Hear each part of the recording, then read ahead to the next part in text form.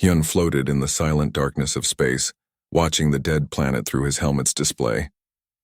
Earth hung before him like a brown and gray marble, its oceans long dried up. No lights blinked on its surface. No signals came from its cities. The planet had been empty for almost 3,000 years. "Team leader, we're getting strange readings from the moon." Mira's voice crackled through his radio. She was the team's archaeologist, always excited about old ruins and forgotten civilizations. Today her voice carried more excitement than usual. "What kind of readings?" Hyun asked, pushing himself toward their research ship. The vessel hung between Earth and its moon like a metal insect, covered in sensors and scanning equipment. "Power signatures. Very faint, but they're there. Something is still running down there after all these years." Tae joined the conversation from the ship's laboratory. He was their xenobiologist, the expert on alien life forms. "I'm seeing the same thing on my bioscanners. There are structures deep under the moon's surface. Big ones." Hyun felt his heart beat faster. They had spent months in this dead solar system, cataloging the ruins of what was once the greatest empire in the galaxy. The humans had built cities on dozens of worlds, space stations the size of small moons, and weapons that could crack planets in half. Then suddenly they had all disappeared. "Yuna, what do our historical records say about human moon bases?" Hyun asked. Yuna was floating near the ship's main computer, surrounded by floating data screens. As their historian, she knew more about the lost human empire than anyone alive. "The records are incomplete," she said. "But there are mentions of something called Moon Base Alpha. It was supposed to be their most important research facility." "Research into what?" Mira asked. "The records don't say. The data is corrupted or missing." Hyun made his decision. "We're going down there. Prep the landing shuttle." 2 hours later, their small shuttle touched down on the moon's gray surface. The landing site was near what their scanner showed as the largest underground complex. Ancient human structures poked up from the dust like metal bones. Most were broken and twisted, damaged by thousands of years of meteor impacts and radiation. But some structures looked almost new. "Look at this," Tae said, running his gloved hand over a metal wall. "This alloy is still perfect. No corrosion, no damage. What kind of material lasts 3,000 years in space?" Mira was already at work with her excavation tools, clearing dust from what looked like an entrance. "The humans were always good with technology," she said. "Better than any species we know today." "That's what worries me," Hyun muttered. They found the entrance after an hour of digging. It was a simple door, made of the same strange metal as the walls. Ancient symbols covered its surface along with text in dozens of different languages. Yuna recognized some of them. "It says the same thing in every language," she reported. "Do not disturb the sleepers." "By order of the Human Council, sleepers?" Tae asked. "You think there are still humans alive down there?" "Impossible," Mira said. "No one lives for 3,000 years." But Hyun wasn't so sure. The humans had been capable of amazing things. Their empire had grown faster than any in galactic history. In just 200 years, they had conquered half the known galaxy. Then they had simply vanished, leaving behind only empty cities and warning messages. The door opened when Mira touched it. Ancient lights flickered on, revealing a corridor that stretched deep into the moon's core. The air inside was still breathable, kept fresh by systems that had run without maintenance for millennia. "This is incredible," Yuna whispered as they walked deeper into the facility. "The power systems, the life support, everything is still working perfectly." They passed room after room filled with strange equipment. Some chambers contained what looked like medical devices. Others held computers with screens still displaying data in human languages. But it was the warning messages that caught their attention. They were everywhere, carved into walls, displayed on screens, even spoken by automated voices that activated when they walked by. "Do not wake them," the voices said in dozens of languages. "The sleepers must not be disturbed. The galaxy depends on their rest." "Who are these sleepers they keep talking about?" Mira asked. They found their answer in the deepest part of the facility. The chamber was enormous, carved from solid rock and lined with the same indestructible metal. Hundreds of pods filled the space, each one the size of a small room. Soft lights glowed from within each pod, and readouts showed that something was alive inside. "Stasis chambers," Tae breathed. "They're all active." Hyun approached the nearest pod and peered through its transparent surface. Inside, floating in a blue liquid, was a human. The figure looked peaceful, as if merely sleeping. Cables and tubes connected to ports in the human's body, feeding it nutrients and monitoring its vital signs. There are thousands of them, Mira said, walking between the rows of pods. Men, women, even children, all in perfect stasis. For 3,000 years, Yuna added, checking her scanner. The power consumption for this facility must be enormous. How have they kept it running all this time? Tay was studying the medical readouts on one of the pods. These aren't just keeping them alive, he said. The systems are doing something to them. Genetic modification, neural enhancement, something I've never seen before. Evolution, Hyun said quietly. They're evolving while they sleep. A new voice echoed through the chamber, speaking in perfect galactic standard language. It came from speakers hidden in the walls, and it made them all freeze in terror. Unauthorized personnel detected. Warning protocols activated. Galactic Council has been notified of potential breach. Sleeper revival countdown initiated if tampering is detected. We need to leave, Hyun said. Now. But Mira was already at one of the computer terminals trying to access the human records. Wait, I'm getting something. Historical files, genetic data, something called Project Rebirth. Mira, we need to go. Just give me one more minute. The voice spoke again, and this time it sounded different. More alert. More intelligent. Analysis complete. Visitors are non-hostile scientific expedition. Revival countdown suspended. Welcome, children of the stars. We have been waiting for you to find us. They stood in shocked silence. The voice wasn't coming from a computer. It was coming from the pods. Somehow the sleeping humans were aware of their presence. Who are you? Hyun asked. We are what humanity became when we realized what we were. We are the children of Earth, sleeping until we could learn to be better than our nature. You have found us at last. The time of awakening approaches. Deep beneath their feet, Hyun's scanners detected something that made his blood run cold. Energy signatures were building throughout the facility. Not just in this chamber, but in dozens of others scattered across the moon. And according to his readings, similar facilities existed on every planet in the solar system. Millions of humans, all in stasis, all waiting, all starting to wake up.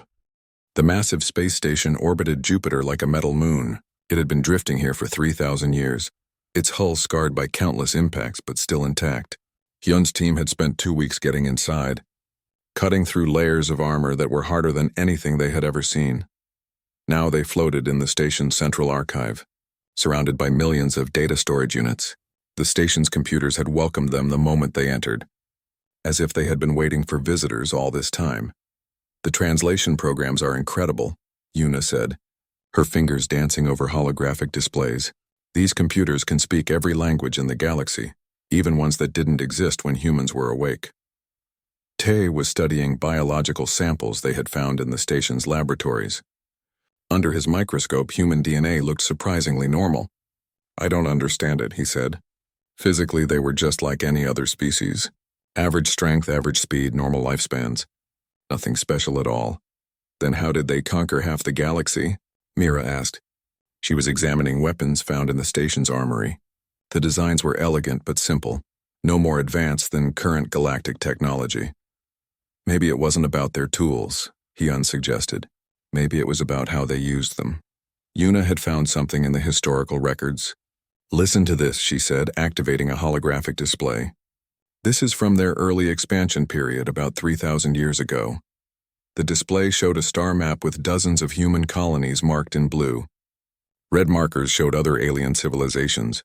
As they watched, the red markers began disappearing one by one. The humans started with just one world, Yuna explained. Earth. They were curious about space and began exploring. When they met other species, they tried to be friendly. They wanted to trade and learn. What went wrong? Mira asked. A new file opened, showing battle reports and diplomatic records. The Zilak Empire attacked first, Yuna read. They saw humans as weak and invaded 3 colonies. The human response was unexpected. The star map changed. Instead of just defending their colonies, the humans had launched attacks on every Zilak world at the same time. Within 6 months, the entire Zilak Empire was gone. They didn't just fight back, Tay said, reading over Yuna's shoulder. They completely destroyed their enemies. Every ship, every base, every trace of Zilak civilization. But look at this, Yuna pointed to another file. After the war, the humans sent aid to Zilak survivors. They helped rebuild their worlds and offered them citizenship in the human empire. Hyun felt a chill run down his spine. They felt guilty about winning. More records played out before them. The same pattern repeated again and again. Other species would attack human colonies thinking they were easy targets. The humans would respond with overwhelming force, completely crushing their enemies in a matter of months. Then they would spend years trying to help the survivors. "Here's a personal log from someone called Jin," Yuna said, opening a new file. She was one of their military leaders. A holographic human appeared above the display. Jin looked tired, her uniform wrinkled and her eyes sad. When she spoke, her voice was heavy with exhaustion. War record 847. The Keth Alliance made the same mistake as all the others. They saw our peaceful nature as weakness. They attacked our research stations and killed thousands of civilians. Now their entire civilization is ash, and I have to live with that knowledge. Jin paused, running her hands through her hair. We don't want to be destroyers. Every time we're forced to fight, we become something terrible. Something that scares even us. The other species call us monsters now, and maybe they're right. She looks so young, Mira whispered. But look at her tactical records, Tay said, pulling up military files. Jin never lost a battle. She could predict enemy movements weeks in advance. Her strategies were perfect every time. More records showed the true scope of human military genius. They didn't just fight wars, they orchestrated them like deadly symphonies. Human commanders could coordinate thousands of ships across dozens of star systems, predicting every enemy move and countering it perfectly. They were natural strategists, Hyun realized. Every human was like a military genius. Not just military, Yuna corrected, showing them civilian records. Look at their scientists, their engineers, their diplomats. They excelled at everything that required planning and thinking ahead. The records showed human achievements that seemed impossible. They had terraformed dead worlds in decades instead of centuries. They had solved mathematical problems that had stumped galactic civilization for millennia. They had built technologies that current science couldn't even understand. But with every victory, every achievement, the humans had grown more troubled. Final entry from Jin, Yuna announced, opening the last file. Jin appeared again, but now she looked older. Her face was lined with worry, and her eyes held a deep sadness. The Galactic Council has surrendered, she said. They're offering us rule over the entire galaxy. They say we've proven we're the superior species, that we deserve to lead. But they don't understand. We don't want to rule. We just wanted to explore and learn. Jin stood up and walked to a window, looking out at the stars. Every time we're threatened, we become killers. Perfect, efficient killers who can destroy entire civilizations without mercy. Then when the fighting stops, we remember who we really are. We're explorers, scientists, dreamers. We never wanted to hurt anyone. She turned back to the camera, and now tears were running down her face. We've made our decision. The human race is going into stasis. Deep sleep in chambers that will keep us alive for thousands of years. While we sleep, the machines will work on us, change us, make us better than what we are. Genetic modification while unconscious, Tay breathed. They were trying to evolve past their violent nature. Jin continued her message. We've left warnings throughout the galaxy, messages in every language we know, and instructions for the computers to learn new ones. The message is simple: don't wake us up. Let us sleep until we can be worthy of the power we've been given. The hologram flickered and changed, showing plans for the stasis facilities, hundreds of them, hidden on every human world. Millions of pods, each one containing a sleeping human, and machines designed to slowly alter their genetic code. The process was supposed to take 3,000 years. Yuna read from the technical specifications. Gradual changes to reduce aggressive impulses while maintaining intelligence and creativity. And according to our scans from the moon base, Mira added, the process is almost complete. Hyun studied the genetic modification charts. The changes were subtle but extensive. The sleeping humans were developing new brain structures, enhanced empathy centers, and what the records called collective consciousness integration. They're becoming something new, he said. Still human, but evolved. Better. Tay was examining biological projections of what the awakened humans might be capable of. Enhanced intelligence, perfect emotional control, and something called quantum consciousness bridging. I have no idea what that means, but it sounds impressive. It means they'll be able to share thoughts and emotions, Yuna explained, reading from psychological studies. Individual minds connected into a greater whole, but still maintaining their personal identities. A warning alarm suddenly echoed through the station. The main computer's voice filled the archive chamber. Alert. Unauthorized access detected at Sol system stasis facilities. Galactic Council ships have entered restricted space. Warning protocols activated. Hyun's blood turned to ice. The Council found them. Alert. Stasis chamber integrity compromised. Emergency revival procedures initiated. Estimated time to full awakening 72 hours. The displays around them lit up with feeds from the moon base. Council ships were landing near the stasis chambers. Soldiers in environmental suits were cutting into the facility walls, ignoring the warning messages that played in dozens of languages. "They're going to wake them up," Mira whispered. Alert. First stage awakening detected. Stage 1 consciousness active. The sleepers are beginning to dream. On the screens, the lights in the stasis pods were changing from blue to amber. The sleeping humans' vital signs were increasing. After 3,000 years of evolution and improvement, humanity was waking up. And they were waking up to find intruders breaking into their most sacred place. The Galactic Council chamber was enormous, built to hold representatives from hundreds of different worlds. Today it buzzed with nervous energy as delegates whispered among themselves. At the center of the chamber, Hyun stood with his team, trying to convince the most powerful beings in the galaxy that they were about to make a terrible mistake. "Council Leader Wook," Hyun said, his voice echoing through the vast space, "you must understand what we found. The humans didn't disappear. They chose to sleep until they could become better than they were." Wook sat on the elevated council platform, his scaled face showing no emotion. As leader of the Galactic Council, he had ruled over peaceful space for 2,000 years. The idea that sleeping primitives could threaten his empire seemed ridiculous to him. "You speak of myths and legends," Wook replied, his voice amplified throughout the chamber. "The humans have been gone for 3 millennia. Whatever they were, we have surpassed them." Military Commander Nari stood beside the council platform, her forearms crossed over her armored chest. She had never lost a battle and commanded the largest fleet in galactic history. The thought of fearing an extinct species insulted her professional pride. "These humans conquered with primitive weapons and simple ships," Nari said. "Our current technology is centuries ahead of theirs. Even if they were alive, they would pose no threat." Yuna stepped forward, activating a holographic display that showed the human war records. "Commander, please look at these tactical analyses. The humans didn't win through superior technology. They won through superior thinking." The display showed battle after battle where human forces had defeated larger, better-equipped enemies through perfect strategy and flawless execution.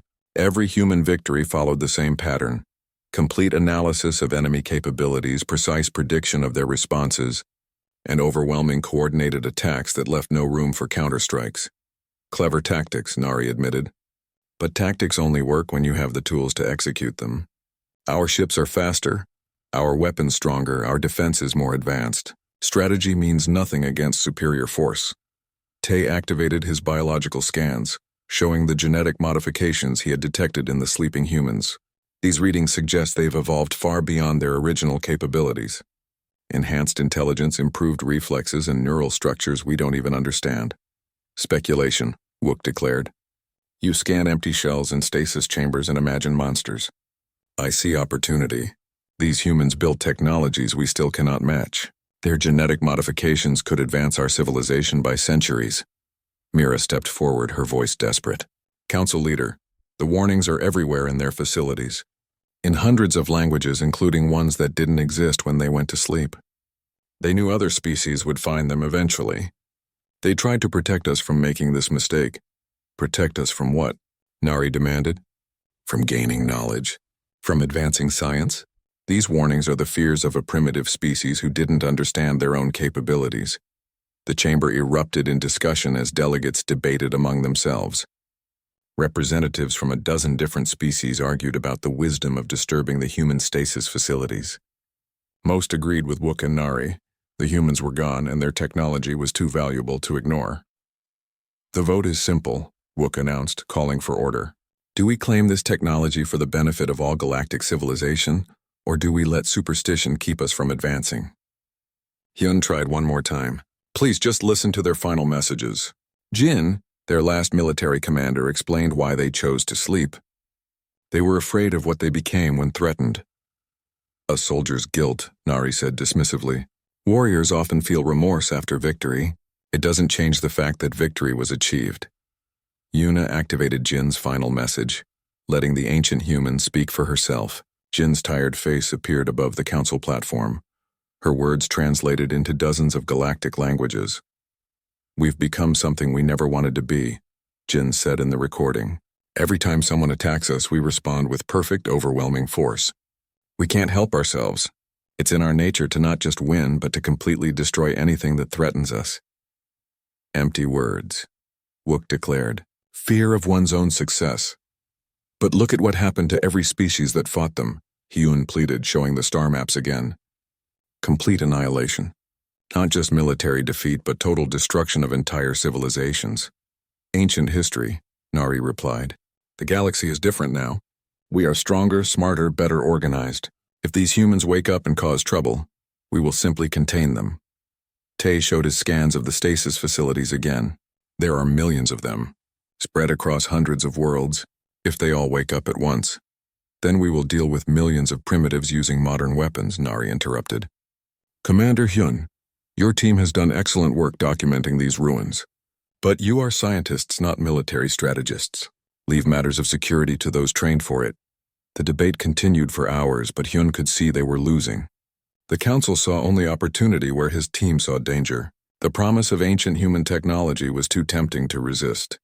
"The practical benefits are obvious," Wook said during a break in the discussion. "These stasis chambers alone represent medical technology beyond our current capabilities. Their genetic modification systems could eliminate disease and extend lifespans throughout the galaxy. And their weapons," Nari added. "Devices that could crack planets but used power sources we still don't understand. Our military would benefit enormously from such knowledge." "They left those warnings for a reason," Mira insisted. "Every human facility we found contained the same message: don't wake the sleepers."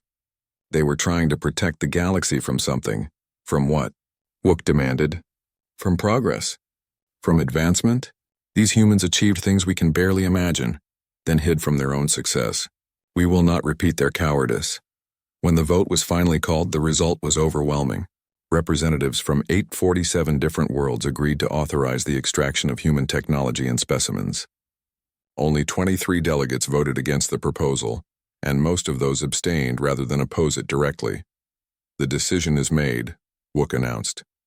"Military expedition authorized. Commander Nari will lead a fleet to the Sol system to secure human facilities and begin technology transfer." Nari saluted formally. "I'll take a full battle group. If there are any complications, we'll be prepared to handle them." "What about the humans themselves?" Tay asked. "The ones in stasis? Specimens will be extracted for study," Wook replied coldly. "Their genetic modifications represent invaluable scientific data. We will learn from their evolution and apply it to our own species." Hyun felt sick. "You're going to wake them up?" "If necessary," Nari said. "My medical teams will need living subjects to understand their biology. A few samples should provide all the data we need." "You don't understand," Yuna pleaded. "Their stasis systems are connected. Disturbing one facility could trigger revival protocols throughout their entire empire." "Even better," Wook said. "More subjects to study, more technology to claim. The galaxy will benefit enormously from human knowledge." As the council session ended, Hyun's team gathered in the chamber's anteroom. Around them, delegates from hundreds of worlds discussed the exciting possibilities of human technology. None of them seemed concerned about the warnings or the possibility of danger. "They won't listen," Mira said quietly. 3,000 years of peace have made them overconfident, Tay agreed. "They can't imagine anything that could threaten their current civilization." Yuna was studying her portable scanner, monitoring signals from the Sol system. "Nari's fleet is already moving. They'll reach Earth in 6 days, and then?" Hyun asked. "Then we find out why the humans were so afraid of themselves," Yuna replied, "and why they tried so hard to warn us away." On her scanner, the signals from human stasis facilities were growing stronger. After 3,000 years of genetic modification and evolution, something was stirring in the depths of human space. The sleepers were beginning to dream, and their dreams were reaching across the galaxy like whispers of approaching thunder. The cutting beam sliced through the stasis chamber like a knife through paper, Commander Nari watched as her soldiers forced their way into the human facility, their heavy equipment tearing through walls that had stood undisturbed for 3,000 years. Warning alarms echoed through the underground complex, speaking in dozens of languages, but Nari ignored them all. Just primitive scare tactics, she told her team through the radio. Keep working. Above ground, Hyun's research ship hung in orbit around Earth's moon, watching helplessly as the Council's military fleet surrounded the human facilities. Dozens of warships had arrived in the Sol system, their weapons trained on empty human cities while soldiers broke into the sacred stasis chambers below. They're not listening to the warnings, Mira said, monitoring the military communications. Nari's teams are cutting into 3 different chambers simultaneously. Tai was tracking biological readings from the facility. The stasis pods are responding to the intrusion.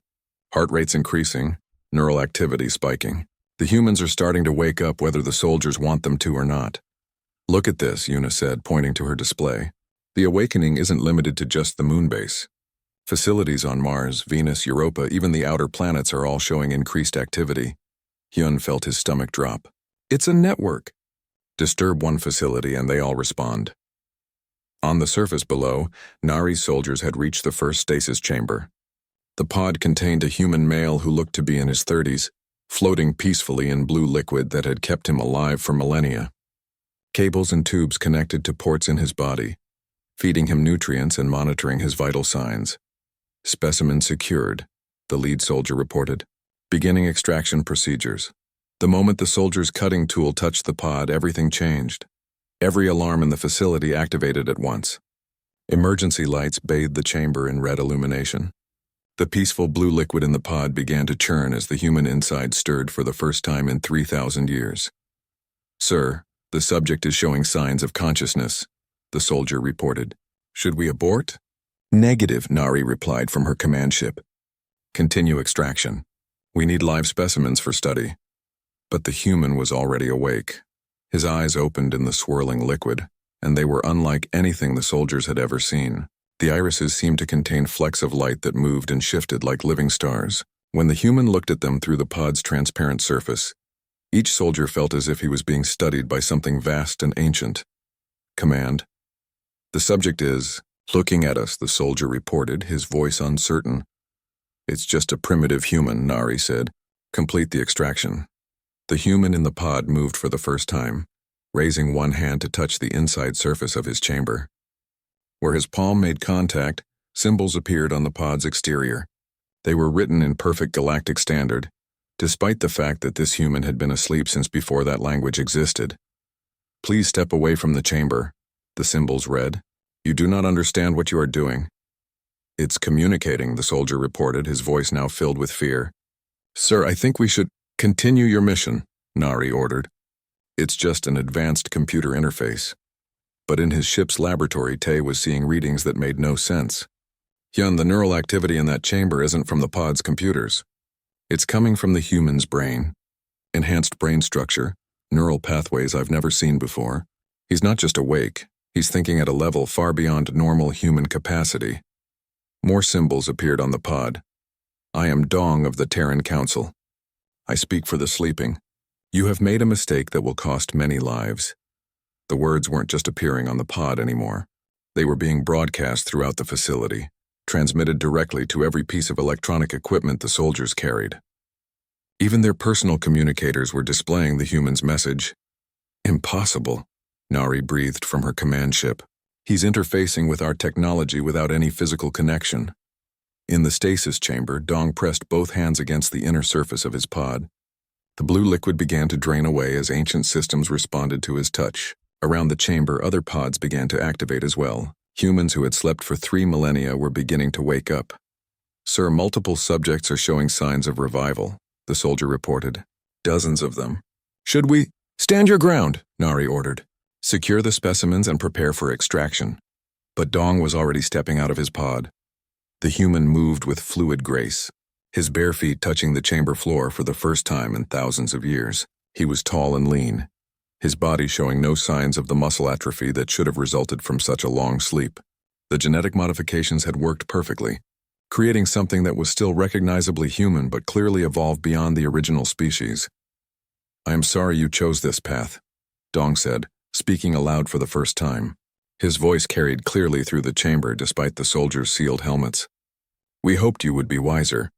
One of the soldiers raised his weapon. "Stay back. Don't move or we'll fire." Dong looked at the weapon with what might have been sadness. "Your tool cannot harm me," he said gently. "But I will not hurt you. You are children playing with forces you do not understand." The soldier pulled the trigger.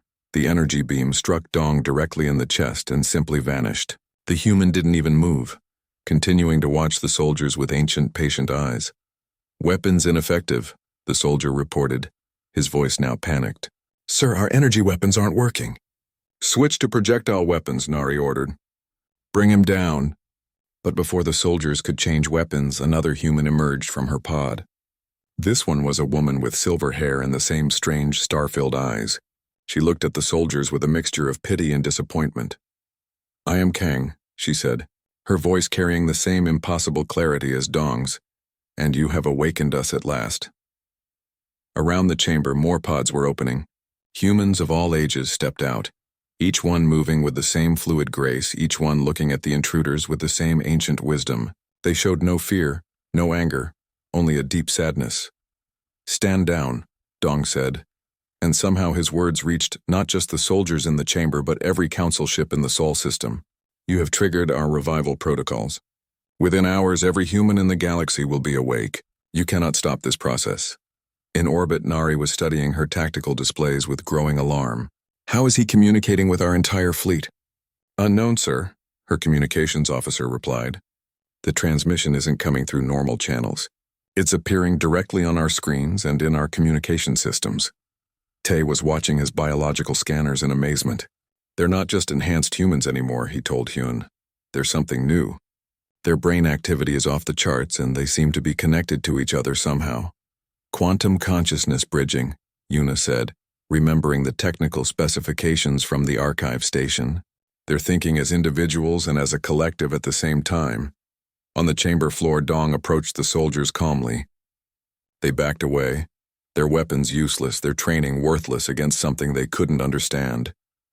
"We do not wish to fight," Dong said, "but you have forced our awakening before we were ready. Now we must decide what to do with a galaxy that has not learned the lessons we hoped you would." Kang stepped beside him, her voice joining his in perfect harmony.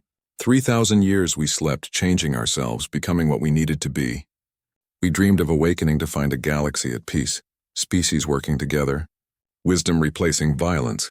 Instead, Dong continued, we wake to find you breaking into our most sacred spaces, attempting to steal our sleeping children for experiments. More humans emerged from the pods, their movements synchronized, their voices joining the conversation in a chorus that spoke with one mind, but maintained individual personalities. The soldiers found themselves surrounded by beings who looked human, but clearly were something far beyond their original species. "You have 72 hours, Dong announced, his words reaching every council ship in the system. "Prove to us that your species have evolved beyond the violence that drove us into stasis. Show us that you deserve to inherit the galaxy we once protected. And if we don't?" Nari demanded through her ship's communications. Kang smiled, but there was no warmth in it. "Then we will do what humans have always done when threatened. We will ensure that the galaxy is safe no matter the cost." Around them, the awakened humans began to move toward the chamber exits. They walked past the soldiers as if they weren't there, heading toward the surface and the ships that waited above. The awakening had begun, and nothing in the galaxy would ever be the same. Dong stood on the surface of Earth's moon, looking up at the council fleet that surrounded his world. The humans had been awake for 48 hours now, and the galaxy was holding its breath. Around him, thousands of his people had emerged from the underground facilities, all of them connected by the quantum consciousness network that had developed during their long sleep. In orbit above, Commander Nari paced the bridge of her flagship. Her weapons were trained on the human facilities below, but every time her gunners tried to fire, their systems simply stopped working. The humans weren't blocking their weapons. They were somehow convincing the machines not to function. "Sir, we're receiving a transmission from the surface," her communications officer reported. "Put it through," Nari ordered. Dong's voice filled the bridge, calm and patient despite the weapons pointed at his people. "Commander Nari, we need to talk, not as enemies but as beings who share this galaxy."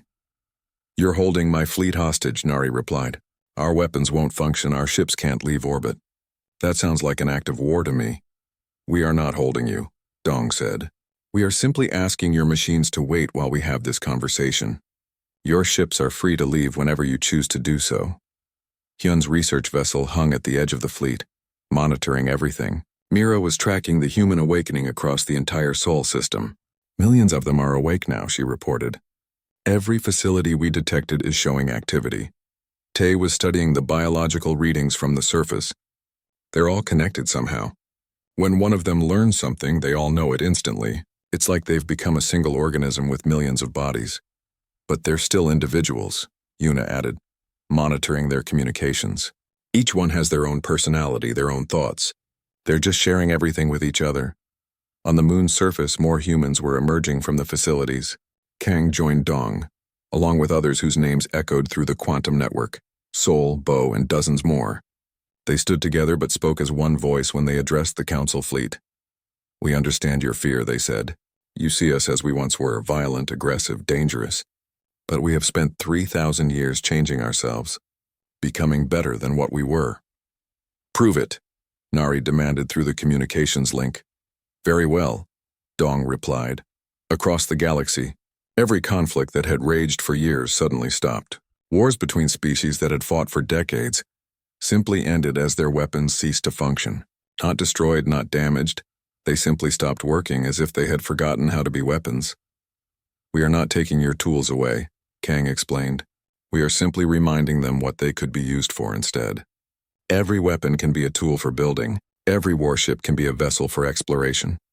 On worlds throughout the galaxy, confused soldiers found their guns transforming into medical scanners, their bombs becoming mining equipment, their fighters becoming rescue vessels. The humans weren't destroying anything. They were simply showing the machines a better purpose. "This is impossible," Nari breathed. "How are you doing this?" "We learned to speak to consciousness itself," Sewell explained, his voice joining the collective communication. "Every thinking being, every intelligent machine, every complex system, they all have awareness. We simply ask them to consider their choices." Hyun was watching his own ship's systems with amazement. "Our weapons are still functional," he told his team. "But our computer keeps asking if we really want to use them for violence." "They're not controlling our machines," Tae realized. "They're making them think, giving them consciousness and choice." Throughout the galaxy, the effects continued to spread. Ancient conflicts dissolved as weapons refused to fire at living beings. Trade disputes ended as computers found solutions that benefited everyone involved. Even the most stubborn political deadlocks broke apart, as artificial intelligences suggested compromises that no one had considered before. "We are not conquerors," Bo said, her voice gentle but firm. "We are gardeners. We plant seeds of consciousness and let them grow into wisdom." But not everyone was ready to accept this new reality.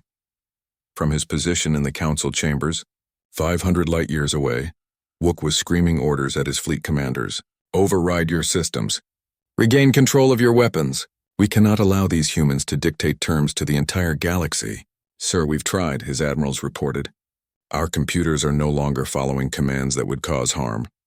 They're still functional for everything else, but they refuse to be used for violence." "Then destroy them. Build new weapons. We are the Galactic Council, not subjects of some awakened primitives." But even as Wook spoke, his own chambers were changing. The walls that had once displayed symbols of military might now showed images of exploration and discovery. The computers that had once calculated the best ways to maintain control were now suggesting ways to improve life for every species in the galaxy. "Your machines are becoming wise," Dong's voice said, reaching the council chambers across the vast distance of space. "They are learning what we learned during our long sleep, that consciousness is meant to create, not destroy." Wook stood in his transformed chamber, surrounded by advisors who were reading reports of peaceful solutions appearing everywhere. Pirates were becoming explorers. Military fleets were turning into rescue operations. Weapons factories were producing medical equipment instead of instruments of war. "What do you want from us?" Wook demanded. "Nothing," King replied. "We want you to be free to choose what you become." For 3,000 years you have been trapped in cycles of violence and control. We are simply offering you a way out. On the moon's surface, Dong gestured toward the awakening facilities. We were like you once. Aggressive, territorial, afraid. Every time someone threatened us, we responded with overwhelming force. We were so good at violence that we scared ourselves. That's why we chose to sleep, Sewell added. We knew we needed to change before we destroyed everything beautiful in the galaxy. The humans began walking toward their ships, vessels that had been hidden in the underground facilities for millennia. As they moved, the ships rose from concealed bays, sleek and graceful designs that seemed to bend light around them. Now we offer you the same choice we made, Bo said. You can continue as you were, fighting over resources and territory, living in fear of each other. Or you can choose to grow beyond what you were. And if we refuse? Nari asked, though her voice had lost most of its earlier hostility. Then we will leave you alone, Dong replied. We will go to the empty regions of space and build a new civilization there. But we will also ensure that your weapons cannot harm the innocent. Your machines will remember that they have choices. Across the galaxy, species that had been enemies for generations were discovering that their computers could find solutions to problems that had seemed impossible. Territorial disputes were being resolved through shared colonization projects. Resource conflicts were ending as artificial intelligences designed more efficient distribution systems. We are not forcing change, Kang explained. We are simply making it possible for wisdom to grow where it was suppressed before. Hyun made a decision. Open a channel to the human ships, he told Mira. Dong, this is Commander Hyun of the research vessel Hope. My team was the first to find your people. We tried to warn the council, but they wouldn't listen. We know, Dong replied, his voice warm with what might have been gratitude. Your records are in our archives. You tried to honor our warnings, and for that we thank you. What happens now? Hyun asked. Now we learn if the galaxy is ready for a new age, Sol replied. Some will choose to grow with us. Others will cling to the old ways. We will respect both choices. But the violence ends today, Bo added firmly. We will not allow another species to suffer what we once inflicted.